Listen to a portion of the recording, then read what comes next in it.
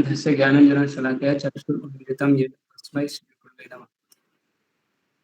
नमो विष्णुपादाय कृष्णपृष्ठाय भूतले श्रीमती भक्तिवेदांत स्वामिनिति नामिने नमस्ते सारस्वते देवे गौरवाणी प्रचारिणे निर्विशेष शून्यवादी पाश्चात्य देशतारिणे। जय श्री कृष्ण चैतन्य प्रभु नित्यानंद श्री अद्वैत गदाधर श्रीवास आदि गौर भक्तवृंद। हरे कृष्ण कृष्ण कृष्ण हरे हरे, हरे राम राम राम हरे हरे। हरे कृष्ण। तो श्लोक मेरे बाद विभू पढ़ेंगे। बोलो। जन्म कर्म च मे दिव्यम, जन्म कर्म च मे दिव्यम। ट्यून ही चेंज कर देता है तुम। ठीक है। जन्म कर्म च मे दिव्यम, जन्म कर्म च मे दिव्यम। एवं यो वेति तत्त्वतः, एवं यो वेत्ति तवः। तत्त्वतः ट्रुथ में जानता है। त्यक्त्वा देहं पुनर्जन्म, त्यक्त्वा देहं पुनर्जन्म नैति मामेति सो अर्जुन। नेति माम् एति अर्जुन। जन्म कर्म च मे दिव्यम एवं यो वेति तत्त्वतः, त्यक्त्वा देहं पुनर्जन्म नैति मामेति सो अर्जुन। तो इधर जन्म भगवान कर्म बता रहे हैं कि मेरा जन्म, ओके पढ़ो। जन्म कर्म च मे दिव्यम एवं यो वेत्ति तत्त्वतः, त्यक्त्वा देहं पुनर्जन्म नैति माम् एति सो अर्जुन। और कोई श्लोक पढ़ना चाहते हैं पढ़िए। जन्म कर्म च मे दिव्यम एवं यो वेत्ति तत्त्वतः, त्यक्त्वा देहं पुनर्जन्म नेति मामेति सो अर्जुन। और कोई पढ़ना चाहते हैं ट्राई कर सकते हैं। सृष्टि प्रभु करिश्मा माता पढ़ो।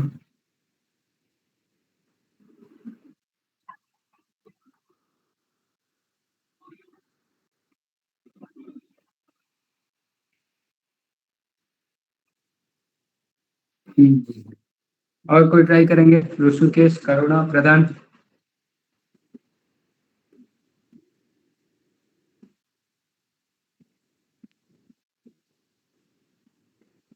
ट्राई कर सकते हैं रिसाइड करने का। चलो सिद्धार्थ प्रभु आ गए। सिद्धार्थ प्रभु श्लोक रिसाइड कर सकते हैं आप देख के? यस प्रभु। जन्म कर्म च मे दिव्यम एवं यो वेति तत्त्वतः, त्यक्त्वा देहं पुनर्जन्म नैति मामेति सो Arjun. Whoever understands the transcendental nature of Krishna will never come back to this trance. ये बहुत ही फेमस वर्स है प्रभु। हाँ याद है आपको? बहुत बार सुना है लेकिन मतलब लर्न नहीं है, लाइक मेमोराइज नहीं है। अच्छा ठीक है, हो जाएगा। आप इसको याद कर लीजिए। 4.9 नंबर के 4.9 भगवत गीता। जन्म कर्म च मे दिव्यम एवं यो वेति तत्त्वतः, त्यक्त्वा देहं पुनर्जन्म नैति मामेति सो अर्जुन। तो इधर भगवान बता रहे हैं कि जन्म कर्म च मे, मतलब मेरा जन्म और कर्म दिव्य है। इस तरह जो जानता है, एवं यो वेति तत्वतः, इस तरह इसको जो एकदम तत्वतः जान लेता है, इन ट्रुथ या फिर 100% जिसको जो जान लेता है, उसका क्या होता है? उसका ना त्यक्त्वा देहम, देह को त्याग करने के बाद पुनर्जन्म नैति, पुनर्जन्म नहीं होता है। तो क्या होता है? माम एति, मेरे पास आता है। सो मतलब वह, अर्जुन को बोल रहे हैं। अर्जुन जो मेरे जन्म और कर्म के दिव्यता को जान लेता है, या फिर मेरे जन्म और कर्म दिव्य है, जो इसको जान लेता है, वो ये शरीर छोड़ने के बाद दोबारा जन्म नहीं लेता है संसार में, बल्कि मेरे पास आता है। तो भगवान के जन्म और कर्म दिव्य है, इसको जो जान लेगा उसका पुनर्जन्म नहीं होगा। ठीक है, वो भगवान के धाम में जाएगा।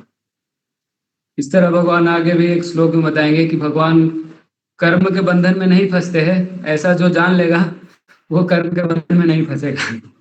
तो भगवान का जन्म दिव्य है, ये जान लेने से हम जन्म नहीं लेंगे। उसी तरह भगवान कर्म के बंधन में नहीं फंसते, ये कोई अच्छे से जान लेगा तो वो कर्म के बंधन में नहीं फंसेगा। वो आगे आएगा। इसमें तो इतना ही है कि भगवान के जन्म और कर्म दिव्य है। जो इसको तत्वतः जान लेता है वो शरीर छोड़ने के बाद दोबारा इस संसार में नहीं जन्म लेता, बल्कि भगवत धाम में जाता है, भगवान के धाम में। माम बेटी मेरे पास आता है।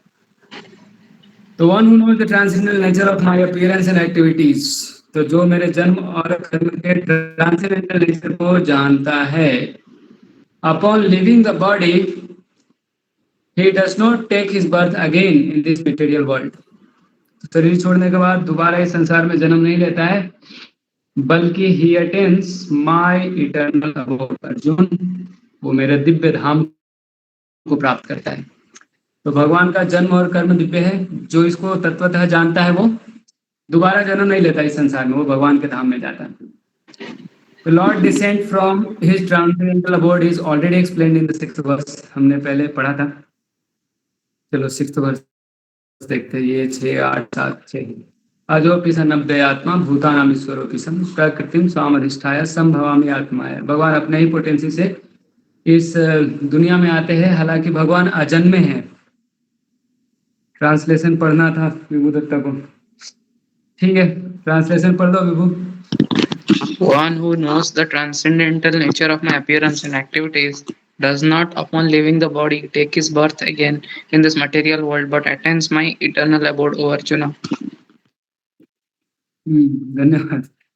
तो इधर परपट में बता रहे हैं कि भगवान 6 नंबर श्लोक में बताए थे कि भगवान तो अजन्मे है, आजो है और अव्यय आत्मा है, और सभी भूतानाम ईश्वरोपि सन, मतलब सभी जीवों के वो मालिक है।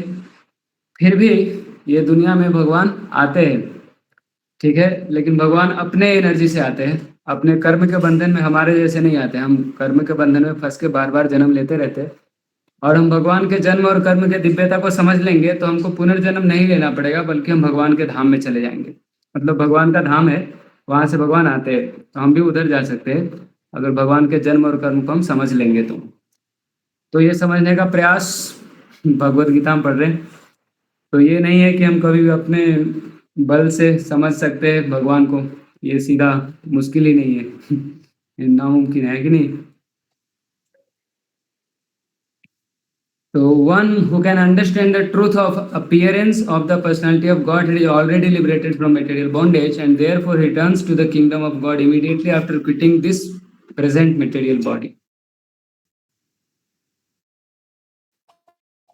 तो जो केवल भगवान का अपीयरेंस मतलब आविर्भाव, या फिर जिसको हम जन्म समझते हैं, तो भगवान का आविर्भाव को जो समझ लेता है वो मुक्त जीव है। वो ये धरती पे रहते हुए भी बंधन में नहीं फंसता है, और जैसे ही शरीर छोड़ेगा तुरंत भगवत धाम जाएगा, फिर से ये मटेरियल बॉडी मटेरियल वर्ल्ड में नहीं आएगा।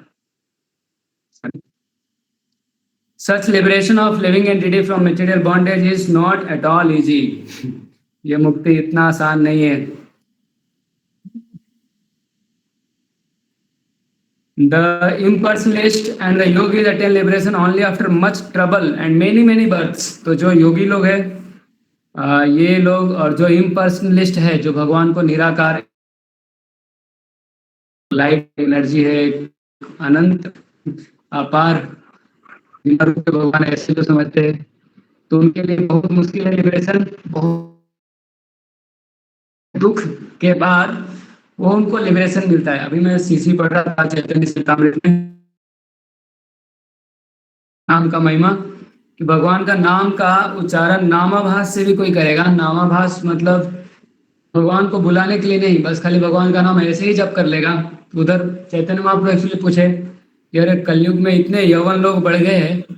यवन कौन है? जो गाय और ब्राह्मण का दुश्मन या जो उन पे वार करता है और जो वैदिक कल्चर को नहीं मानता है, उनको यवन और म्लेच्छ बोलते हैं।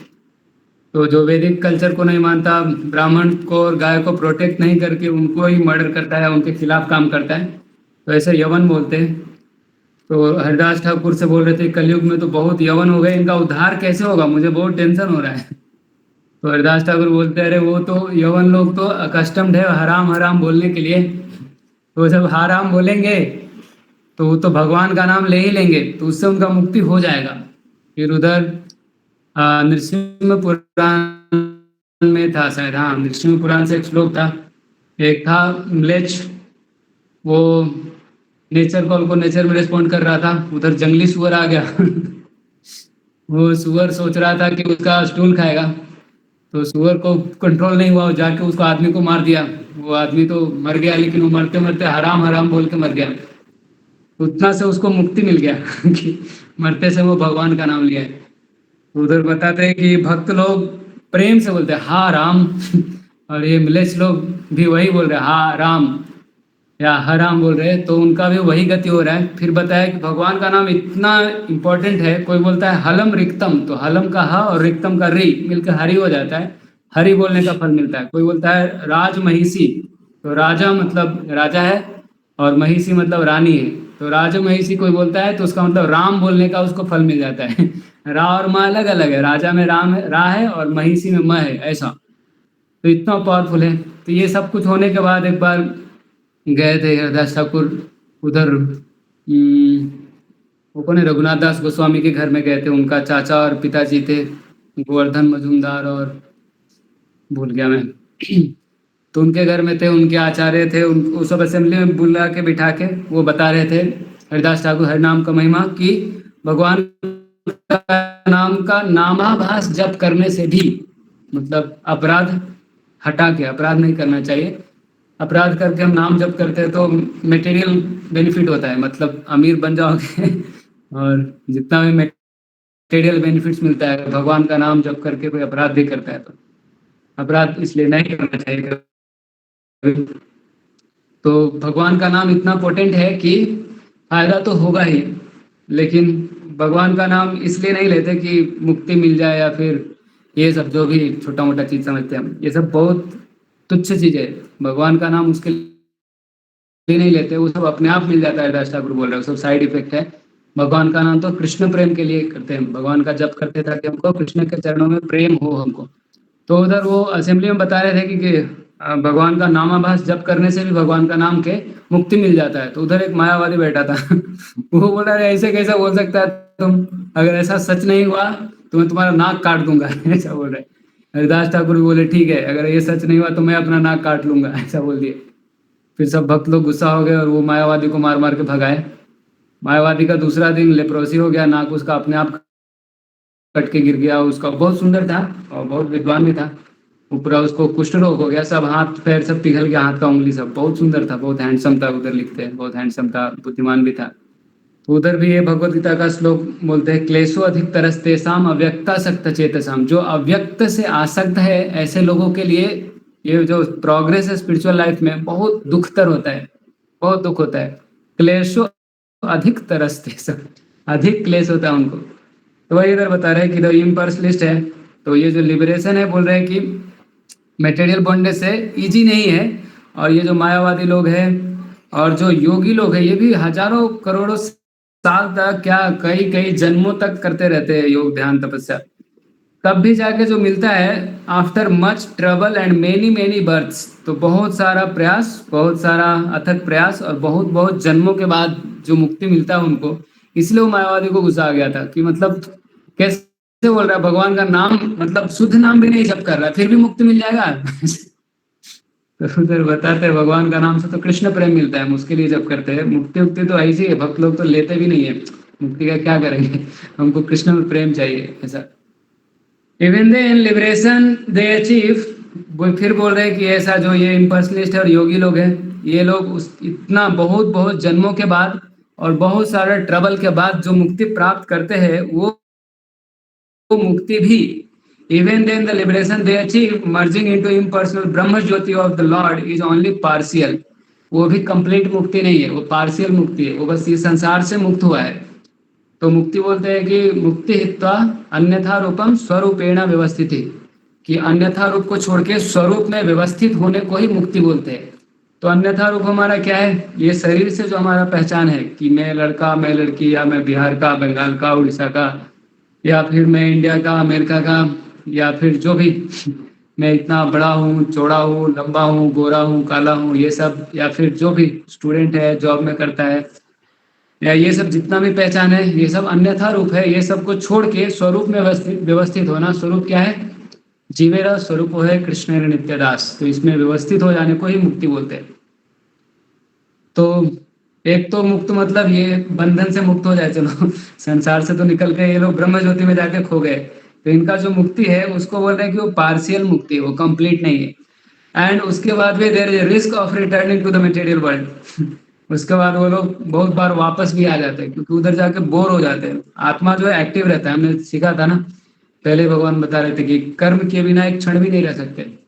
तो आत्मा बाय नेचर बहुत एक्टिव है, डेड बॉडी है जो एक्टिव नहीं रहेगा तो ये जो मुक्ति पाते हैं इतना मुश्किल से, जो ब्रह्म ज्योति में जाके खो जाते हैं, इम्पर्सनल ब्रह्म ज्योति में, उधर जाके बोर हो जाते हैं क्योंकि उधर कुछ एक्टिविटी नहीं है, तो फिर वो रिटर्न हो जाते हैं फिर से मेटेरियल वर्ल्ड में। फिर जब इधर जो आते हैं, क्योंकि वो बहुत जन्मों से बहुत तपस्या बहुत मेहनत की है, तो इधर आते हैं तो उनको मटेरियल चीज अपने आप लभ्य रहता है, तो वो बहुत बड़े बड़े फेमस लोग बनते हैं, बड़ा बड़ा हॉस्पिटल खोलेंगे, बड़े बिजनेसमैन बनेंगे, बड़ा स्कूल ये सब खोलते हैं। बट द डिवोटी, लेकिन जो भक्त लोग का थोड़ा केस अलग है, उसमें बट हो गया है but the devotees simply by understanding the transcendental nature of the body and activities of the Lord attains the abode of the Lord after ending this body and does not run the risk of returning to this material world। तो ये लोग ब्रह्म ज्योति से पार भगवान के धाम में भगवान के पास चले जाते हैं, तो उधर से नो रिटर्न होता है। यद गत्वा न निवर्तन्ते, 2 बार भगवान गीता में बोलते हैं, यम प्राप्त न निवर्तन्ते और यद गत्वा न निवर्तन्ते, 2 बार बोलेंगे। वहां जाकर के वापस नहीं आता भगवान के धाम में। तो भगवान का धाम ये ब्रह्म ज्योति से ऊपर है, ब्रह्म ज्योति से ऊपर ही सारे स्पिरिचुअल प्लैनेट्स हैं। तो ये जैन पर्सनलिस्ट और योगी लोग कई जन्मों में बहुत मेहनत करने के बाद जो इनको मिलता है इन पर्सनल ब्रह्म ज्योति में खो जाना, ये मुक्ति एक तो आधा है, और उसमें रिस्क है कि वो वापस आ सकते हैं भौतिक दुनिया में। लेकिन जो भक्त है भगवान के, वो खाली ये समझ के कि भगवान का शरीर दिव्य है, भगवान का कर्म दिव्य है, भगवान का जन्म दिव्य है, वो भगवान के धाम में चले जाते हैं, और फिर उनको इधर आने का कोई रिस्क नहीं रहता है, रिटर्न नहीं, और दुख नहीं, बहुत दुख हो गया इधर। तो ब्रह्म संहिता में बताया गया है कि भगवान के बहुत सारे रूप होते हैं और बहुत सारे अवतार होते हैं। ये हम सीखे थे 533। अद्वैतमच्युतमनादिमनन्तरूपम् आद्यं पुराण पुरुषं नवयौवनं च वेदेषु दुर्लभम अदुर्लभमात्मभक्तौ गोविंदमादि पुरुषम तमहम भजामि। ब्रह्मा जी बोलते हैं कि गोविंद जो है, कृष्ण है, वो आदि पुरुष है, ओरिजिनल पर्सन है, मैं उनका पूजा करता हूँ क्योंकि वो अद्वैतम है, उनके जैसा कोई नहीं है वो अच्युत है, वो कभी भी फॉल डाउन नहीं होता उनका, वो अनादि है, उनका कोई बिगनिंग नहीं है, वो अनंत है, उनका कोई अंत नहीं है, और उनका रूप है, या फिर उनका रूप ही अनादि और अनंत है, और वेद से दुर्लभ है, लेकिन अपने भक्तों के द्वारा वो समझे जाते हैं, जाने जाते हैं। तो although there are many transcendental forms, अनंत रूप है भगवान का, they are still one and the same, लेकिन वो सब एक ही व्यक्ति है, अद्वैत है वो, सब भगवान के ही रूप है, तो एक ही अनेक है so one has to understand this fact with conviction. तो ये पूरा दृढ़ हो के हमको फुल कन्विक्शन के साथ ये हमको समझना पड़ेगा। Although it is incomprehensible to mundane scholars, तो ये मुंडेन स्कॉलर्स लोग मतलब समझ रहे हो, बहुत बड़े बुद्धिमान लोग हैं, मतलब ढेर सारे इनके पास डिग्री है, तो बहुत सारा डिग्री लिए, बहुत सारा पढ़े हैं, उनके लिए भी ये कंप्रिहेंड करना बहुत मुश्किल है। तो हमको भी ऐसा लग सकता है कि ये कैसे हो सकता है, एक भी है और अनेक भी है ऐसा हम लॉजिक लगा के नहीं समझ सकते, और वैसा एग्जाम्पल मेटेरियल वर्ल्ड में होगा ऐसा भी पॉसिबल नहीं है, या जरूरी नहीं है। हम जो भी एग्जाम्पल भी देते हैं वो समझने के लिए देते हैं, कंप्लीटली मैच नहीं करता है, कभी भी एग्जाम्पल का पार्ट ही मैच करता है। हम ज्यादा खींच खींच करेंगे तो दिक्कत हो जाएगा कॉन्ट्रडिक्शन हो जाएगा, जो हम सीखना चाहते हैं उसका उल्टा भी हो सकता है। तो जो एम्पिरिक फिलोसोफर्स है, जो बहुत बड़े बड़े बुद्धिमान लोग हैं, दार्शनिक है, स्कॉलर है, लेकिन ये स्कॉलर मुंडेन स्कॉलर है, मतलब मेटेरियल नॉलेज में, मेटेरियल डिग्री इनके पास है, स्पिरिचुअलिटी में कुछ ज्ञान नहीं है। तो वेद में बताया गया है, यह है पुरुष बोधिनी उपनिषद, देखो। तो प्रभुपाद जी सारे उपनिषद, पुराण, सारे वेद, सब कुछ हमको इधर ही दे देते हैं, इसलिए परपट पढ़ना बहुत इंपॉर्टेंट रहता। तो इधर पुरुष बोधिनी उपनिषद में बताया गया है, एको देवो नित्य लीलानुरक्तो भक्त व्यापीढ़ अंतरात्मा, the one supreme personality of God, it is eternally engaged in many transcendental form in relationship with his unalloyed devotees। तो जो भगवान है अपने भक्त ये भक्त व्यापी हृदय अंतरात्मा, अंतरात्मा तो है। तो ये जो भगवान है अपने भक्तों के साथ one supreme personality of God, एक ही भगवान है। He eternal engage in many many transcendental form, तो वो हमेशा रहते हैं और अनेक रूपों में रहते हैं। और he is engage in relationship with his unalloyed devotees, वो अपने भक्तों के साथ संबंधित रहते हैं सनातन काल के लिए, हमेशा के लिए। तो ये Vedic version is confirmed in this verse of Gita personally by the Lord.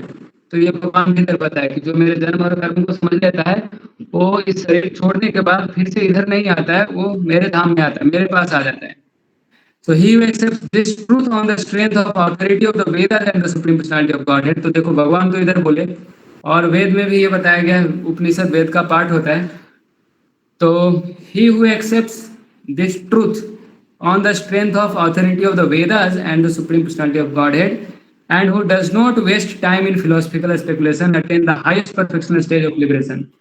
तो जो इतना रिसर्च करने में टाइम वेस्ट नहीं करके भगवान के बात को डायरेक्ट मान लेता है, अवेद को बात को स्वीकार कर लेता है, तो डायरेक्ट उसको परफेक्शन मिल जाता है और हाईएस्ट परफेक्शन मिल जाता है। हाईएस्ट परफेक्शनल स्टेज, लिबरेशन का हाईएस्ट परफेक्शनल स्टेज क्या है? भगवान के धाम में जाना। सिद्धार्थ प्रभु कुछ बोलना चाहते हैं, इसको कंप्लीट कर लेते प्रभु। Simply by accepting this truth, Siddharth Prabhu बोलो, फिर कुछ बोलना है आपको? यस, यही लाइन था, simply by accepting this truth on faith. लेकिन फेथ फर्स्ट स्टेप है, जो 9 स्टेप्स ऑफ भक्ति में फर्स्ट स्टेप इज फेथ। लेकिन फेथ ह्यूमन को लाइक मर्सी से ही मिल सकता है, डिवोटीज या फिर कृष्णा के। So simply by accepting this truth on faith में एंडेवर वोंट वर्क। तो यहाँ पे इट इज प्योरली मर्सी पे डिपेंडेंट ये स्टेप का faith, sorry step of faith. सही बात है। तो ये संग से हमको मिल सकता है। हम ऐसे लोगों का संग करेंगे जिनको फेथ है, तो हम संग, जैसे हम अभी गीता पढ़ रहे हैं तो भक्ति वेदांत परपट पढ़ रहे हैं, तो इससे हमारा फेथ बढ़ता है क्योंकि हम प्रभुपाद जी का संग कर रहे हैं, ठीक है ना। तो ये ज्ञान का बात नहीं है, जैसे हम अभी या परपट में बार बार पढ़ते हैं कि ज्ञान योग से भगवान प्राप्त नहीं होते, ज्ञान से और योग से और जो भी लेकिन हम भगवत गीता जो पढ़ रहे हैं हम ज्ञान के लिए नहीं पढ़ रहे हैं, हम प्रभुपाद जी का संग कर रहे हैं और ये भगवान का वाणी है उसका संग कर रहे हैं, तो हमको भगवान का संग मिल रहा है, हम इसके लिए पढ़ रहे हैं। समझ में कितना आएगा ये भगवान पे ही डिपेंडेंट है, ठीक है। तो simply by accepting this truth on faith one can without a doubt attain liberation. तो ये फेथ कैसे आएगा? फेथ तो फेथफुल लोगों से ही आता है, तो जिनको फेथ है उनका संग से ही फेथ आएगा, ऐसे अचानक से नहीं आएगा। तो हम भगवत गीता पढ़ के निश्चित रूप से, और फिर हम साथ में जब डिस्कस करते हैं तो ये भगवान को बहुत अच्छा लगता है। भगवान प्रचेता लोग से ना इसलिए प्रसन्न हो गए थे, वो सब लोग भाई लोग ना मिलकर भक्ति कर रहे थे। तो वैसे भी कलयुग में अकेला कोई भक्ति नहीं कर सकता है, बहुत मुश्किल है। वैसे दूसरे काम के लिए भी अकेले लोग नहीं करते, साथ में चाहिए। और भक्ति में खास करके कलयुग में, खास करके कलयुग में संग में शक्ति है, संघे शक्ति कलयुग में बोलते हैं। तो इसलिए हम साथ में मिलके पढ़ते हैं, जब करते हैं, जो भी भक्ति का कार्य करते हैं साथ में मिलके करने से, संग में करने से उसका पोटेंशियल और बढ़ जाता है और फेथ हमारा धीरे धीरे बढ़ेगा। फेथ का कमी तो है, ठीक है, इतना स्ट्रॉन्ग फेथ नहीं है हमारे पास। तो ये फिर भी हम पढ़ रहे हैं तो हमको एक दिन कभी ना कभी तो समझ में आएगा कि simply by accepting this truth on faith, कि ये जो तथ्य है इसको हम केवल श्रद्धा के साथ एक्सेप्ट कर ले कि चलो भगवान ऐसा बोल रहे हैं तो ये सत्य है। हम लॉजिक नहीं लगाए कि ये भगवान तो ऐसा बोल रहे हैं लेकिन मुझे नहीं समझ में आया प्रभु जी ऐसे कैसे होगा। अरे भाई ऐसा लगाना ही नहीं चाहिए, सोचना ही नहीं चाहिए। भगवान बोले ना ये है तो ये है, बस ऐसा। भगवान पे तो ब्लाइंड फेथ रखना ही चाहिए ना। भगवान बोल रहे हैं, उससे बड़ा कोई अथॉरिटी होता है क्या? वेद बोल रहे हैं, भगवान बोल रहे हैं, तो ऐसे थोड़ी कि आप हो सकता है कि कोई व्यक्ति बोल रहा है तो ठीक है हम उस, लेकिन भगवान बोल रहे हैं तो फेथ का बात रहेगा। भगवान बोल रहे हैं, भाई सुप्रीम अथॉरिटी है, तो उनको फेथ से एक्सेप्ट करना चाहिए। और इम्पर्सनल वाला टेंडेंसी है हमारे अंदर, ऐसे कैसे हाँ, वो अर्जुन इधर ढेर सारा क्वेश्चन कर रहे हैं और क्वेश्चन करने के लिए मना भी नहीं किया गया है, लेकिन हम देख रहे हैं इधर के अर्जुन क्यों क्वेश्चन कर रहे हैं। एक तो खुद समझने के लिए नहीं कर रहे और दूसरों को समझाने के लिए कर रहे हैं, ताकि बाद में कोई क्वेश्चन ना करे ऐसा। तो हम भी ऐसा कर सकते हैं कि क्वेश्चन करते हैं कि देखो हमको ये अगर हमको नहीं मालूम रहेगा हम किसी को कैसे समझाएंगे, अपने दोस्त को या कोई भी अगर पूछ दिया कि ऐसे कैसे है, तो हम अपने हिसाब से समझने का प्रयास करते हैं। बाकी कुछ भगवान पर भी छोड़ना चाहिए, सब कुछ हम अपने औकात से नहीं कर सकते। The Vedic version Tattvamasi is actually applied in this case. Anyone who understands Lord Krishna to be the supreme, or who says unto the Lord, you are the same supreme Brahman.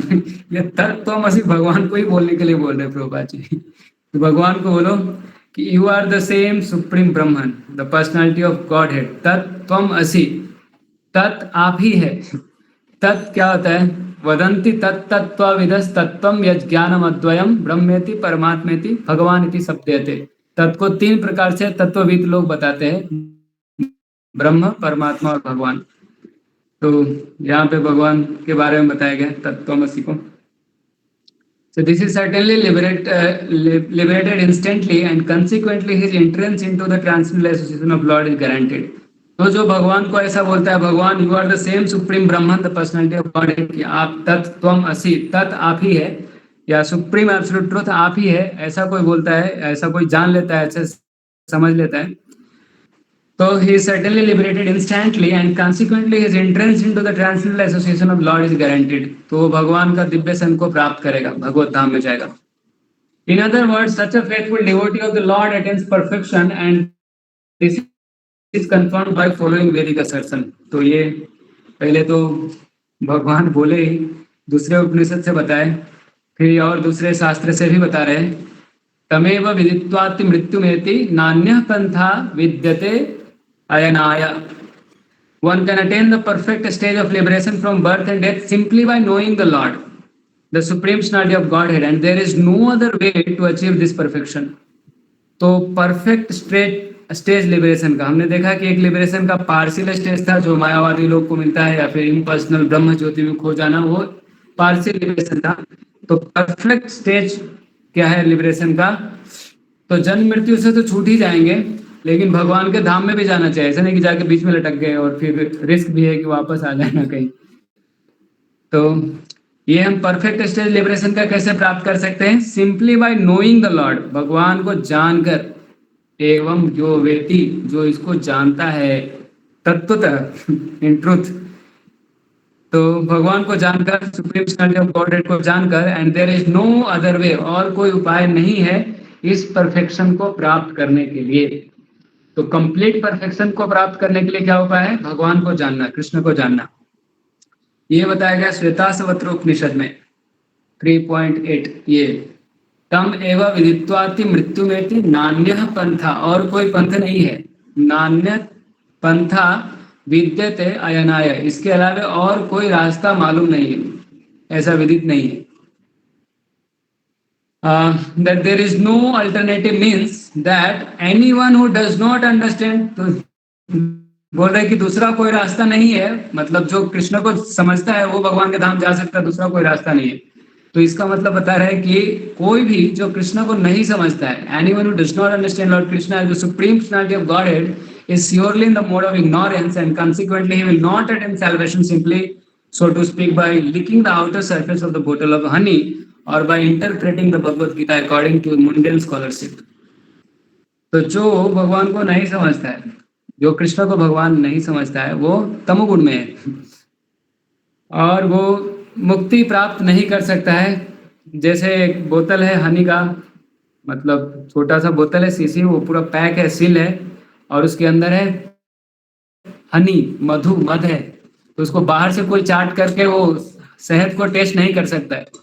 उसी तरह से ये लोग हैं कृष्णा को नहीं समझे तो भगवान को प्राप्त नहीं कर सकते और कंप्लीट मुक्ति को प्राप्त नहीं कर सकते।